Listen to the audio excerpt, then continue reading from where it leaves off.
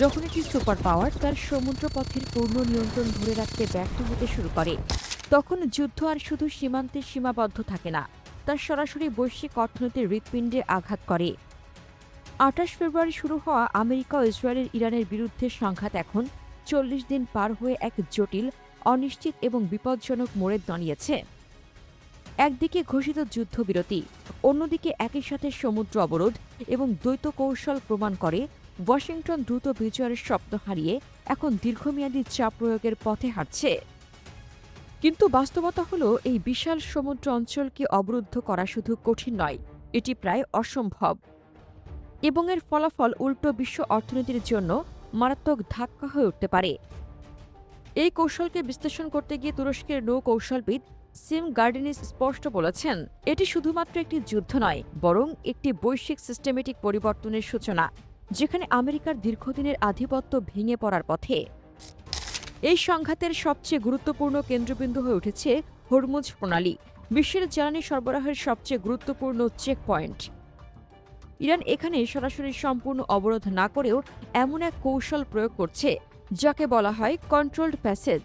কিছু জাহাজকে যেতে দিচ্ছে, আবার কিছু জাহাজকে আটকে দিচ্ছে। এই পদ্ধতি একদিকে আন্তর্জাতিক আইনগত সীমা এড়িয়ে যায়, অন্যদিকে বিশ্ববাজারে ভয় ও অনিশ্চয়তা তৈরি করে। গুরদানিজের ভাষায়, ইরান এখানে এমন একটি অর্থনৈতিক অস্ত্র ব্যবহার করছে যা পারমাণবিক অস্ত্রের চেয়েও বড় প্রভাব ফেলতে পারে। কারণ একটিমাত্র প্রণালী যদি অচল হয়ে যায়, তাহলে বিশ্বব্যাপী তেলের দাম, পরিবহন খরচ, খাদ্য উৎপাদন সবকিছুই একসাথে বিপর্যস্ত হয়ে পড়ে। এই যুদ্ধের আরেকটি গভীর স্তর রয়েছে, যা সরাসরি অর্থনৈতিক আধিপত্যের সাথে যুক্ত। ১৯৭৩ সালের পর থেকে আমেরিকা পেট্রোডলার ব্যবস্থার মাধ্যমে বিশ্ব অর্থনীতিকে নিয়ন্ত্রণ করেছে, যেখানে তেল বাণিজ্য ডলারে বাধ্যতামূলক করা হয়েছিল। কিন্তু এখন ইরান সেই ব্যবস্থাকে চ্যালেঞ্জ করছে, বিশেষ করে চীনের সাথে ইউয়ান এবং স্থানীয় মুদ্রায় বাণিজ্যের মাধ্যমে। এটি শুধু একটি অর্থনৈতিক সিদ্ধান্ত নয়, এটি একটি কৌশলগত আঘাত, যা ডলার ভিত্তিক বৈশ্বিক সিস্টেমকে দুর্বল করে দিচ্ছে। ফলে এই সংঘাত শুধুমাত্র সামরিক নয়, এটি ডলার বনাম বিকল্প অর্থনৈতিক ব্যবস্থার যুদ্ধ। আর যদি এই প্রবণতা আরও ছড়িয়ে পড়ে, তাহলে ভবিষ্যতে পেট্রোডলার ব্যবস্থার পতনও অসম্ভব নয়। অন্যদিকে এই যুদ্ধ আমেরিকার সামরিক সক্ষমতার সীমাবদ্ধতা উন্মোচিত করেছে। আধুনিক নির্ভুল অস্ত্র যেমন জাসাম, টমাহক, SM-3 এসবের মজুত দ্রুত কমে যাচ্ছে এবং দ্রুততা পুনরুদ্ধার করার সক্ষমতা সীমিত। এমনকি একটি পাইলটকে উদ্ধার করতে গিয়ে একাধিক বিমান ব্যবহার করার মতো ঘটনাও আমেরিকার ভেতরে সমালোচনার জন্ম দিয়েছে। মার্কিন নৌবাহিনীর জাহাজ সংখ্যা কমে যাচ্ছে, নতুন জাহাজ তৈরির ক্ষেত্রে চীনের তুলনায় পিছিয়ে পড়ছে এবং অনেক সিস্টেম প্রযুক্তিগতভাবে পুরনো হয়ে যাচ্ছে। সিমুলেশনেও দেখা গেছে, বড় আকারের সংঘর্ষে প্রথম কয়েকদিনেই উল্লেখযোগ্য ক্ষতির সম্ভাবনা রয়েছে। এই বাস্তবতা দেখিয়ে দেয়, সমুদ্রের উপর একচ্ছত্র আধিপত্যের যুগ এখন শেষের দিকে। এই পরিস্থিতিতে ইরান তার সবচেয়ে বড় শক্তি হিসেবে ব্যবহার করছে তার ভৌগোলিক অবস্থান। হরমুজ প্রণালীর উপর নিয়ন্ত্রণ তাকে এমন এক কৌশলগত সুবিধা দিয়েছে, যা সরাসরি সামরিক শক্তির চেয়েও বেশি কার্যকর। একই সাথে যদি এই সংঘাত আরও বিস্তৃত হয় এবং বাব আল মান্দা প্রণালীও এতে যুক্ত হয়, তাহলে বৈশ্বিক বাণিজ্য কার্যত থমকে যেতে পারে। তখন শুধু তেল নয়, সার, খাদ্য, চিকিৎসা সরঞ্জাম সহ বিভিন্ন গুরুত্বপূর্ণ পণ্যের সরবরাহ ভেঙে পড়বে, যা একটি পূর্ণাঙ্গ বৈশ্বিক অর্থনৈতিক সংকটের রূপ নিতে পারে। এই সংকটের আরেকটি গুরুত্বপূর্ণ দিক হল আঞ্চলিক এবং বৈশ্বিক আস্থার ভাঙন। গালফ দেশগুলো এখন বুঝতে পারছে, আমেরিকার নিরাপত্তা নিশ্চয়তা আগের মতো নির্ভরযোগ্য নয়। ফলে তারা বিকল্প মিত্র খুঁজছে, চীন, রাশিয়া বা অন্যান্য আঞ্চলিক শক্তির সাথে সম্পর্ক বাড়াচ্ছে। এটি একটি বড় জিওপলিটিক্যাল পরিবর্তনের ইঙ্গিত দেয়, যেখানে এককভাবে আমেরিকার নেতৃত্ব ধীরে ধীরে দুর্বল হয়ে পড়ছে। একই সাথে ইউরোপ নিজেও জ্বালানি সংকট, সামরিক দুর্বলতা এবং রাজনৈতিক বিভক্তির কারণে কার্যকর কোনো ভূমিকা রাখতে পারছে না।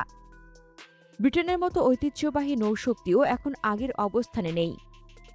তাদের সক্ষমতা সীমিত এবং বাস্তব পরিস্থিতিতে তারা অনেক সময় কার্যকর পদক্ষেপ নিতে ব্যর্থ হচ্ছে। এই পুরো প্রেক্ষাপটে ন্যাটো জোটের অবস্থাও প্রশ্নের মুখে পড়তে পারে। ৩২টি দেশের এই জোট এখন অভ্যন্তরীণ বিভাজনে ভুগছে এবং প্রতিটি দেশ নিজের স্বার্থ অনুযায়ী সিদ্ধান্ত নিচ্ছে। আর্টিকেল ৫ থাকলেও তা কোনো স্বয়ংক্রিয় সামরিক প্রতিক্রিয়া নিশ্চিত করে না, বরং রাজনৈতিক আলোচনার উপর নির্ভর করে। ফলে এককভাবে সমন্বিত শক্তি হিসেবে নেটোর কার্যকারিতা আগের তুলনায় অনেক কমে গেছে। সবচেয়ে বড় প্রশ্ন এখন, এই সংঘাত কোথায় গিয়ে শেষ হবে? গোর্দিনিজের বিশ্লেষণ অনুযায়ী এটি ইতিমধ্যেই এক ধরনের হাইব্রিড বিশ্বযুদ্ধে রূপ নিয়েছে, যেখানে সরাসরি যুদ্ধের পাশাপাশি অর্থনীতি, জ্বালানি, প্রযুক্তি এবং কৌশলগত চাপই প্রধান অস্ত্র হিসেবে ব্যবহৃত হচ্ছে। ইউক্রেন একটি ফ্রন্ট, ইরান আরেকটি। বিশ্ব এখন এমন এক অবস্থায় দাঁড়িয়ে যেখানে একটি ছোট ছোট সিদ্ধান্ত পুরো বৈশ্বিক সিস্টেমকে নাড়িয়ে দিতে পারে। যদি এই সংকট জুনের শেষ পর্যন্ত গড়ায়, তাহলে ১৯২৯ সালের মতো বৈশ্বিক মহামন্দার ঝুঁকি তৈরি হতে পারে। পেট্রোডলার ব্যবস্থা ভেঙে পড়তে পারে, বৈশ্বিক বাণিজ্য অচল হয়ে পড়তে পারে এবং বিশ্ব অর্থনীতি দীর্ঘমেয়াদী সংকটে পড়তে পারে। তবুও এই ভয়াবহ পরিস্থিতির মধ্যেও একটি বিষয় স্পষ্ট, ইরান সহজে আত্মসমর্পণ করবে না। তার ইতিহাস, রাজনৈতিক অভিজ্ঞতা এবং জাতীয় মানসিকতা তাকে প্রতিরোধে দৃঢ় করে তুলছে। অন্যদিকে যুদ্ধ যত দীর্ঘ হবে, আমেরিকার খরচ, চাপ এবং রাজনৈতিক সংকট তত বাড়বে। ফলে এই সংঘাতের শেষ ফলাফল শুধু একটি দেশের জয় বা পরাজয়ের মধ্যে সীমাবদ্ধ থাকবে না, বরং এটি নির্ধারণ করবে ভবিষ্যতের বিশ্ব ব্যবস্থা কেমন হবে। প্রশ্নটা এখন আর শুধু যুদ্ধে নয়, প্রশ্নটা হলো, এই যুদ্ধের পর পৃথিবী কি আগের মতো থাকবে, নাকি আমরা এক নতুন, অনিশ্চিত এবং বহুমাত্রিক শক্তির বিশ্বে প্রবেশ করতে যাচ্ছি? সবকিছু মিলিয়ে এই সংঘাত শুধু ইরান বনাম আমেরিকা বা ইসরায়েলের যুদ্ধ নয়, এটি একটি বৃহৎ বৈশ্বিক শক্তির পুনর্বিন্যাসের সূচনা। হরমুজ প্রণালীকে কেন্দ্র করে জ্বালানি, অর্থনীতি এবং সামরিক কৌশলের যে সংঘর্ষ তৈরি হয়েছে তা স্পষ্ট করে দিয়েছে, এককভাবে কোনো শক্তির আধিপত্য এখন আর আগের মতো অটুট নেই। সিম গোর্ডেনেজের বিশ্লেষণ অনুযায়ী এই যুদ্ধ দেখিয়ে দিয়েছে আমেরিকার সীমাবদ্ধতা আর একই সাথে ইরানের কৌশলগত ধৈর্য ও অবস্থান। যদি এই সংকট দীর্ঘায়িত হয়, তাহলে শুধু আঞ্চলিক নয়, পুরো বিশ্ব অর্থনীতি, জ্বালানি বাজার এবং আন্তর্জাতিক জোট ব্যবস্থার ভিত কেঁপে উঠতে পারে। অর্থাৎ আমরা এমন এক সময়ের দিকে এগোচ্ছি যেখানে পুরো বিশ্ব ব্যবস্থা ধীরে ধীরে ভেঙে গিয়ে নতুন এক শক্তির ভারসাম্য তৈরি হতে পারে, যার ফলাফল হবে সম্পূর্ণ ভিন্ন এবং অপ্রত্যাশিত। প্রিয় দর্শক, যদি হরমুজ প্রণালীর এই চাপ আরও বাড়ে এবং পেট্রোডলার ব্যবস্থাও দুর্বল হয়ে পড়ে, তাহলে কি বিশ্ব সত্যি আমেরিকা নেতৃত্বাধীন একক শক্তির যুগ থেকে বের হয়ে বহু মেরুকেন্দ্রিক এক নতুন বিশ্ব ব্যবস্থায় প্রবেশ করতে যাচ্ছে? আপনার মতামত কমেন্টে জানান। মধ্যপ্রাচ্য নিয়ে আরও জানতে আমাদের চ্যানেলটির ভিডিও ট্যাব থেকে ঘুরে আসুন। এই ভিডিওটি ভালো লাগলে লাইক বাটনে ক্লিক করুন।